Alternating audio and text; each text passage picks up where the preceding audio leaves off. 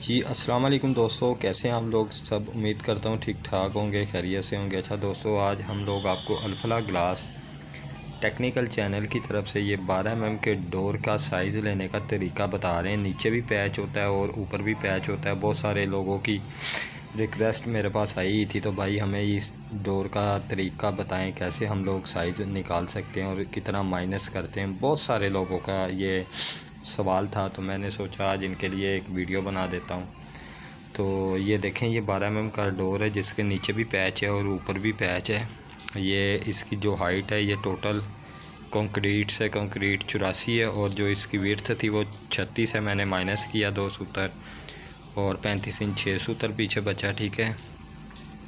और सबसे इम्पोर्टेंट और जो सीखने वाली बात है, तो हमने हाइट में से जिसके नीचे भी पैच है और ऊपर भी पैच है, इसको हमने माइनस कितना करना है। बहुत सारे लोगों का ये सवाल था, इसको भाई हमने माइनस कितना करना है।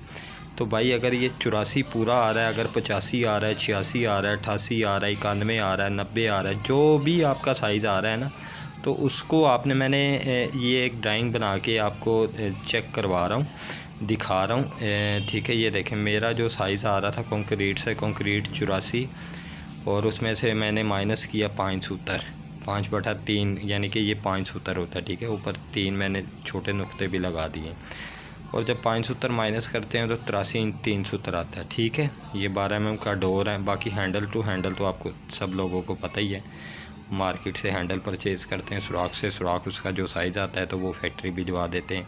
लेकिन जो सबसे बड़ी चीज़ थी सीखने वाली, वो यही थी, सवाल यही था लोगों का, तो इसको माइनस कितना करना है हाइट में से भाईजान इसको 5 सूत्र करना है, और जो विड्थ है इसको इसमें से 2 सूत्र करना है।